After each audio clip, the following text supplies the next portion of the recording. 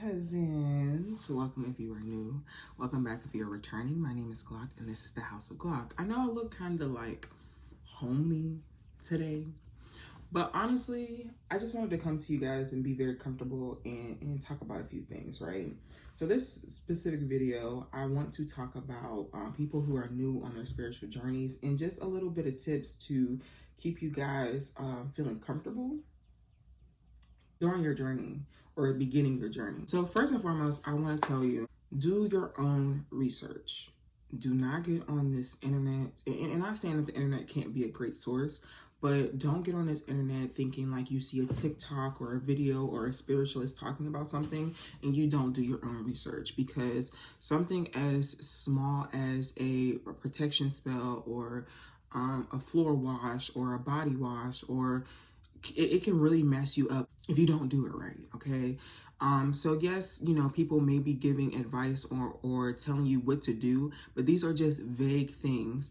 And sometimes spirituality can be a little tricky. Like, for instance, whenever I tell people to manifest, say you're manifesting a car, right? And I always use this example.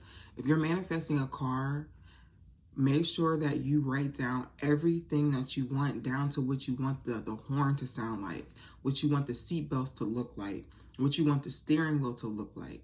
Because somehow, some way, the universe finds these little weird loopholes, and magic does the same thing. Spirituality does the same thing.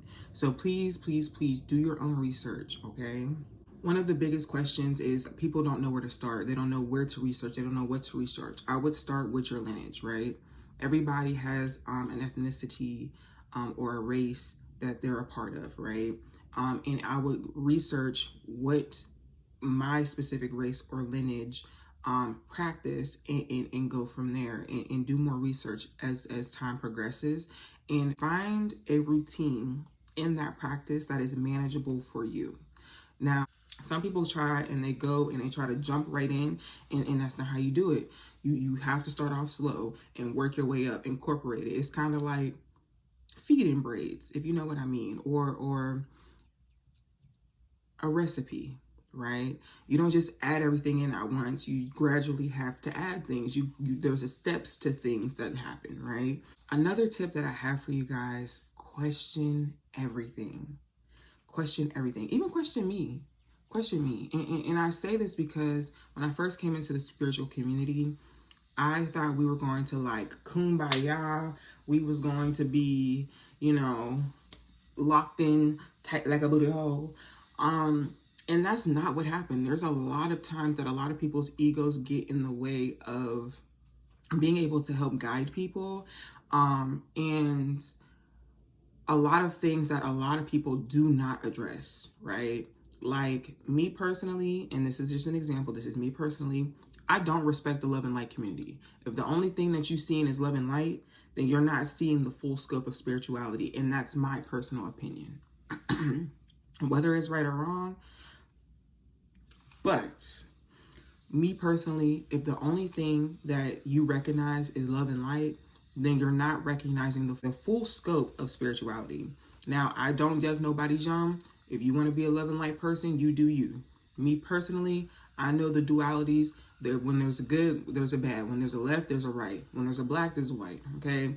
It's just how the world works, or that's how the universe works. There has to be a balance. Okay? But make sure you question everything. Make sure you question everything. Question me. Question this. Right? A lot of times, a lot of people's egos get in the way. They feel powerful because there's people sitting and listening to them. There's a lot of mental illnesses that they don't necessarily take care of. Some people are in psychosis. Either way, question everything. Okay? And I'm not saying that everybody is supposed to have all of the answers. No. But give people grace to explore and to expand their knowledge and to help you explore and expand your knowledge as well.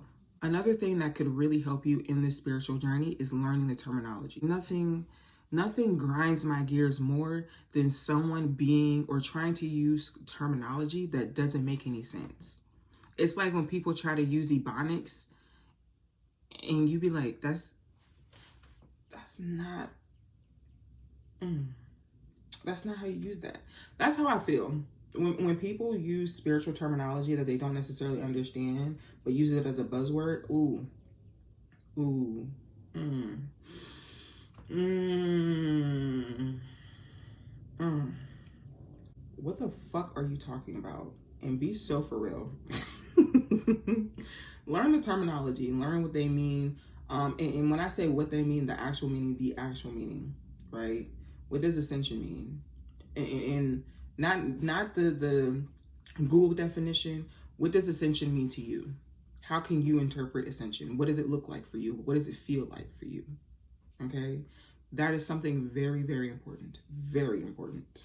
Now, this one is kind of a big one, but I feel like this one comes with time, right? Use your discernment. Discernment looks different in everybody. Discernment looks different in everybody. It could be a gut feeling. I've had people whose discernment was a knee pain. I've known people's discernment that was a ringing in their ear, a voice in their head, a palpitation in their heart, or just a feeling. You're like, you know what? I don't know why I feel the way that I feel, but I feel like this. Okay. Use your discernment and take your time figuring out what your discernment is.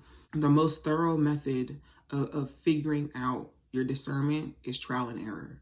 Sometimes you will get it wrong and you will be upset with yourself for not listening to it. Example, have you ever been in a situation that you stayed too long? You're like, man, I know the exact point when I should have let this go and I didn't. I know the exact point I should have let this go. The exact point I should have let this go, but I didn't. And I stayed longer and I held on longer and I held on tighter and it ended up hurting me. Discernment. So make sure you guys are listening to that, but also don't be afraid to fail. Don't be afraid to mess up. Don't be afraid to forgive yourself. Don't be afraid to try again, especially when it comes with your discernment, because there's still some times with me being 4 or 5 years into this that I don't listen to my discernment and I'm just like, I can't blame nobody but myself, because I knew better. I knew exactly what was going on. I felt it. I know it. And you know, whatever happened, you know? Use your discernment and exercise your discernment. Learn what it is to you and learn how it shows up for you, because for everybody it's different and it could save you a lot of trouble. The last thing that I have on the list for this small list is don't compare your journey, right? Going into spirituality, I always felt like spirituality is a journey back to self. It's a self-mastery type of journey. And in that, how are you racing someone who's trying to get to know themselves when you trying to get to know? There's just no way that you guys can like, yeah, I know myself first. What?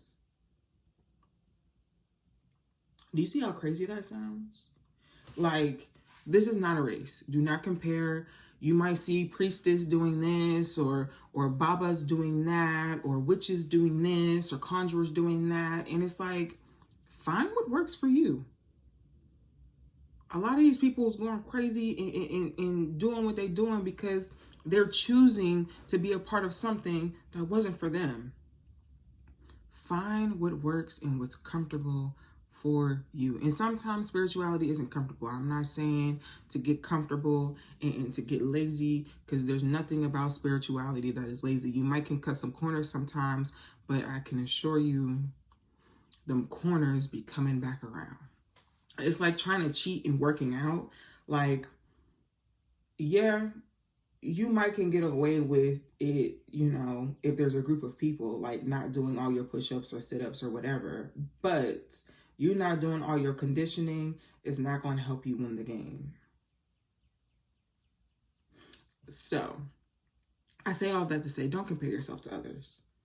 Don't. Everybody has their own path. Everybody has their own lane. And there's so many different lanes, or there's so many lanes that can be created that what's the point? There's no race, there's no finish line. Spirituality is an ever evolving thing. You don't have to do that.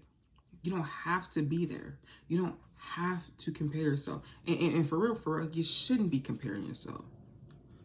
What are you comparing? What are you comparing? Honestly, truly, what are you comparing? That's all that I have for you guys, and thank you so much for watching. I hope you have an amazing day. If you would like to keep up with me, keep up with more of my content, you can do so on Patreon, patreon.com/HausOfGlock. You can subscribe here on YouTube. Leave a comment down below of some more things that you would like to hear from me. Make sure you follow me on social media at HausOfGlock, and make sure you tune into my lives. Yeah, make sure you tune into my lives every Sunday and Wednesday at 8:30 p.m. Eastern Standard Time here on YouTube. I love you guys. Bye.